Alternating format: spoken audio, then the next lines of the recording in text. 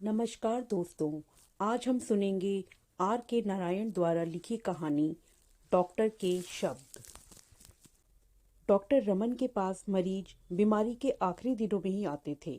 वे अक्सर चिल्लाते, तुम एक दिन पहले क्यों नहीं आ सकते थे? इसका कारण भी साफ था, डॉक्टर की बड़ी फीस। और इससे भी ज़्यादा महत्वपूर्ण बात यह है कि कोई यह नहीं मानना चाहता कि आखिरी समय आ गया है और डॉक्टर रमन के पास जाना चाहिए। आखिरी समय और डॉक्टर रमन जैसे एक दूसरे से मिलजुल गए थे। इस कारण वे उनसे डरने भी लगे थे। इस तरह जब यह महापुरुष मरीज के सामने प्रकट होते, तब इस पार या उस पार निर्णय तुरंत करना होता था। अब कोई हीला हवाली या चालबाजी काम ना आती थी। बहुत समय से डॉक्टरी करने के कारण उनमें एक तुर्ष स्पष्टवादिता भी आ गई थी। इस कारण उनकी राय की भी कदर की जाती थी। अब वे राय देने वाले डॉक्टर मात्र न रहकर फैसला सुनाने वाले जज बन गए थे। उनके शब्दों पर मरीज की जिंदगी निर्भर रहने लगी थी। लेकिन डॉक्टर साहब इन सबसे परेशान नहीं होते थे। वे नहीं मानते थे कि मीठे शब्द बोलकर जिंदगी बचाई जा सकती है। वे नहीं सोचते थे कि झूठ बोलकर दिलासा देना उनका कर्तव्य है, जबकि प्रकृति कुछ ही घंटों में फैसला सुना देगी। लेकिन जब भी उन्हें उम्मीद की कोई जरा सी भी किरण नजर आती, तो वे कमर कसकर मैदान में उतर पड़ते और चाहे जितने घंटे या दिन भी लग जाएं, वे सब कुछ भूलकर मरीज को यमराज के पंजे से छुड़ा लाने के प्रयत्न में लग जाते। आज एक मरीज के सिरहाने खड़े उन्हें खुद को दिलासा देने वाले ऐसे लोगों की जरूरत महसूस हो रही थी, जो झूठ बोलकर भी उन्हें ढांढस बता सके। रुमाल निकालकर उन्होंने माथे से पसीना पोंछा और मरीज के पास चुपचाप कुर्सी पर बैठ गए। बिस्तर पर उनका जिगरी दोस्त गोपाल निढाल पड़ा था। उनकी दोस्ती 40 साल पुरानी थी, जो किंडरगार्टन स्कूल से शुरू हुई थी। अब परिवार और काम धंधे की बातों को लेकर उनका मिलना जुलना काफी कम हो गया था, पर प्यार में कमी नहीं आई थी। इतवार के दिन शाम को अक्सर गोपाल उनके पास पहुंच जाता और अस्पताल के एक कोने में चुपचाप बैठा प्रतीक्षा करता रहता कि डॉक्टर साहब कब खाली होते हैं। फिर दोनों साथ खाना खाते, फिल्म भी देखते और देश दुनिया की जमकर बातें करते। यह उनकी स्थायी मित्रता थी और इसमें वक्त और हालात का कोई असर नहीं पड़ा था। अपनी व्यवस्था के कारण डॉक्टर रमन ने इस बात पर ध्यान नहीं दिया था कि गोपाल पिछले 3 महीने से उनसे मिलने नहीं आया है। एक दिन सुबह जब उन्होंने मरीजों से भरे अस्पताल की एक बेंच पर उनके बेटे को इंतजार करते देखा, तब उन्हें याद आया। फिर भी वे घंटे भर तक उससे बात करने का वक्त नहीं निकाल सके। इसके बाद जब वे ऑपरेशन रूम जाने के लिए उठे, तो उसके पास जाकर बोले, क्यों आए हो बेटे? लड़का झेपता हुआ धीरे से बोला, माँ ने भेजा है। बात क्या है? पापा बीमार हैं। आज ऑपरेशन करने का दिन था और 3 बजे तक वे फुर्सत नहीं पा सके।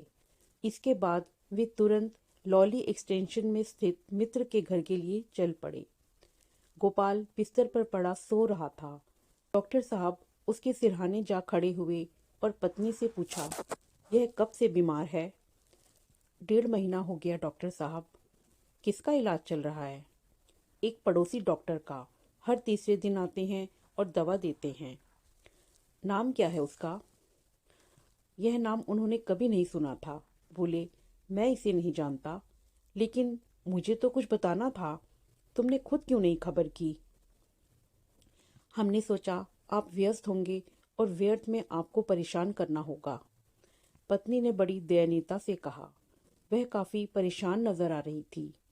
डॉक्टर समझ गया अब गंवाने लायक वक्त नहीं बचा है।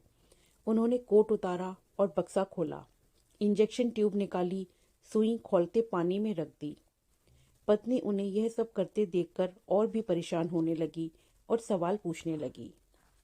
अब सवाल मत करो, डॉक्टर ने जोर से कहा।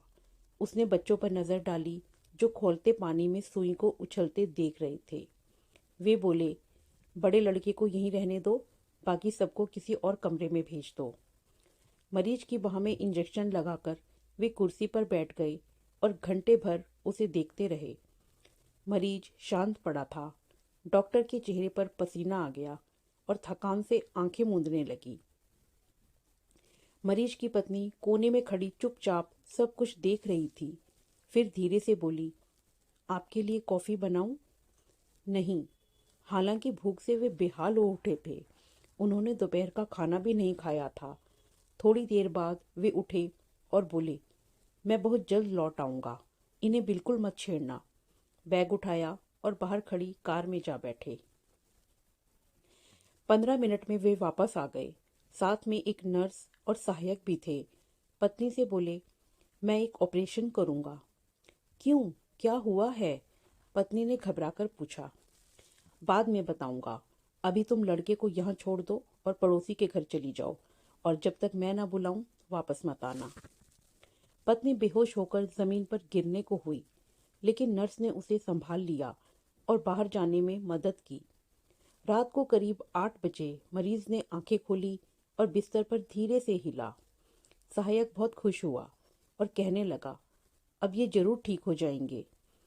डॉक्टर ने भावहीन आंखों से उसे देखा और धीरे से कहा, इसे ठीक करने के लिए मैं कुछ भी करने को तैयार हूँ, लेकिन इसके दिल का क्या होगा? नाड़ी में तो सुधार हुआ है, ठीक है, लेकिन इस पर भरोसा नहीं किया जा सकता। ऐसे मामलों में शुरू में हल्का सुधार दिखाई देता है, लेकिन वह टिकता नहीं है, वह झूठा साबित होता है। फिर थोड़ी देर सोचते रहकर बोले, अगर नाड़ी सवेरे 8 बजे तक चलती रहती है तो यह अगले 40 बरस तक चलती रहेगी। लेकिन मुझे शक है कि रात को 2 बजे के बाद भी क्या यह इसी तरह चलती रहेगी। इसके बाद उन्होंने सहायक को वापस भेज दिया और मरीज के पास बैठ गए।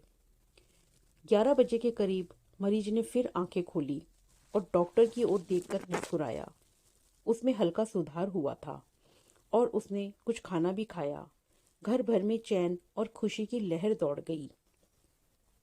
सब डॉक्टर के पास आ खड़े हुए और कृतज्ञता प्रकट करने लगे, लेकिन वे चुप बैठे मरीज की ओर देखते रहे। लगता था कि वे किसी की बात सुन नहीं रहे हैं। पत्नी पूछने लगी, अब ये खतरे से बाहर हैं? बिना सिर घुमाए उन्होंने कहा, इन्हें हर 40 मिनट बाद ग्लूकोज और ब्रांडी देती रहो, 2 चम्मच काफ़ी होगी। पत्नी रसोई घर में चली गई। वह बेचैन हो रही थी। वह चाहती थी कि जो भी सच्चाई हो, अच्छी या बुरी, उसे पता चल जाए। डॉक्टर साहब कुछ स्पष्ट क्यों नहीं बता रहे? दुविधा उसके लिए असह्य होती जा रही थी। शायद वे मरीज के सामने कुछ ना कहना चाहते हों, इसीलिए रसोई के दरवाजे से उसने उन्हें इशारे से बुलाया। वे चले गए तो उसने पूछा, अब ये कैसे हैं, बच तो जाएंगे? डॉक्टर ने होंठ काटे और जमीन की ओर देखते हुए धीरे से कहा, अपने पर काबू रखो, इस वक्त कोई सवाल मत करो। भय से पत्नी की आंखें फैल गई। उसने उनके हाथ कसकर पकड़ लिए और कहने लगी, मुझे सच बता दीजिए, इस वक्त मैं तुमसे बात नहीं करूंगा। यह कहकर वे कुर्सी पर जाकर फिर बैठ गए। पत्नी ने चीखकर रोना शुरू कर दिया। आवाज सुनकर मरीज ने चौंक कर आंखें खोली और देखने लगा कि क्या बात है। डॉक्टर साहब फिर उठे, रसोई की ओर गए, दरवाज़ा बाहर से बंद कर कर कुंडी चढ़ा दी, जिससे आवाज़ बाहर निकलने से रुक गई। वे फिर कुर्सी पर आकर बैठे तो मरीज ने धीरे से पूछा, क्या आवाज़ थी, कोई रो रहा था क्या? डॉक्टर ने कहा, तुम अपने पर जोर मत डालो, बात मत करो, सोने की कोशिश करो। मरीज ने फिर पूछा, क्या मैं जा रहा हूँ? मुझसे मत छिपाओ। डॉक्टर ने अस्पष्ट सी कुछ ध्वनि की और कुर्सी पर बैठे रहे। उनके जीवन में ऐसी स्थिति कभी नहीं आई थी। लीपापोती उनके स्वभाव में नहीं थी। इसी कारण लोग उनके शब्दों को बहुत महत्व देते थे। उन्होंने मरीज की तरफ एक नज़र डाली। उसने इशारे से उन्हें पास बुलाया और धीरे से कहा, मैं जानना चाहता हूँ कि मैं और कितना जीऊँगा। मुझे वसीयत पर दस्तखत करना है, वह तैयार रखी है। पत्नी से कहो उसे उठा लाए, तुम गवाह के दस्तखत कर देना। डॉक्टर बोला, इस वक्त अपने पर दबाव मत डालो, शांत रहने की कोशिश करो। लेकिन यह कहते हुए वे स्वयं को मूर्ख महसूस कर रहे थे। सोचने लगे, कितना अच्छा हो मैं इस सब से बचकर किसी ऐसी जगह चला जाऊं जहां मुझसे कोई सवाल न पूछा जाए।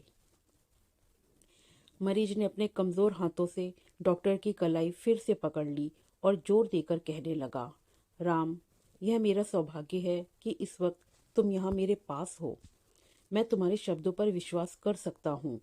मैं जायदाद का मामला सुलझाकर जाना चाहता हूँ, नहीं तो मेरे बाद पत्नी और बच्चों को बड़ी परेशानियों का सामना करना पड़ेगा।